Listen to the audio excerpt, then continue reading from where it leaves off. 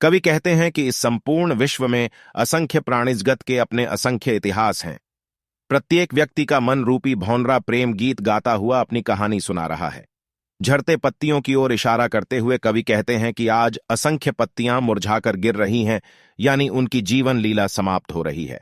सब प्रकार अंतहीन नीले आकाश के नीचे न जा अनगिनत जीवन का इतिहास हर पल बन रहा है और बिगड़ रहा है। इस प्रकार यह संपूर्ण जगत चंचल है, कुछ भी यहां स्थिर नहीं, कुछ भी शाश्वत नहीं। यहां तो प्रत्येक व्यक्ति एक दूसरे का मजाक उड़ाने में ही व्यस्त हैं।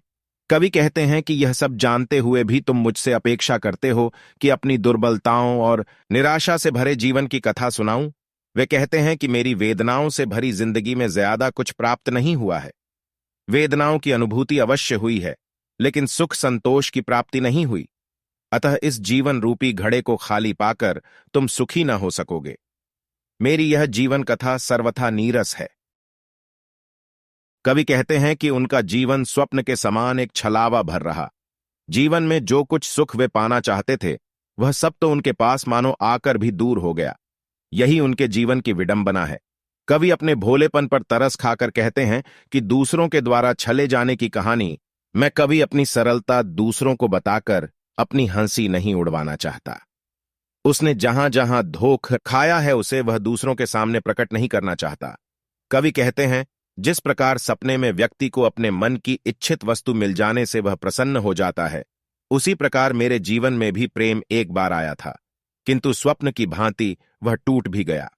मेरी आशा आकांक्षाएं सारी मिथ्या छलावा भर बनकर रह गईं, क्योंकि सुख का स्पर्श पाते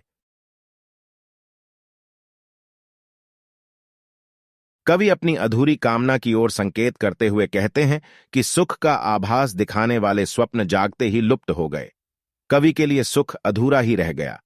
सुख की अभिलाषा में वह बाहें फैलाए ही रह गया और सुख उसके आलिंगन में आए बिना ही मुस्कुराकर पीछे हट गया। कवि कहते हैं कि मेरी प्रेयसी के सुंदर लाल गालों की मस्ती भरी छाया में भोर की लाली मानो अपनी मांग भरती थी। ऐसी रूपसी की छवि अब मेरा पाठेय बनकर रह गई है, क्योंकि उसे मैं वास्तव जीवन में पा न सका। मेरे प्यार के वे क्षण मिलन से पूर्व ही छिटक कर दूर हो गए। इसलिए मेरे जीवन की कथा को परत दर परत खोलकर यानी जानकर तुम क्या करोगे। कवि अपने जीवन को अत्यंत छोटा समझकर किसी को उसकी कहानी सुनाना नहीं चाहते। इसमें कवि की सादगी और विनय का भाव स्पष्ट होता है। वे कहते हैं कि अभी मेरे जीवन की घटनाओं को कहानी के रूप में कहने का समय नहीं आया है, इसलिए उनको अभी शांति से सोने दो, यानी मेरे अतीत को मत कुरे दो।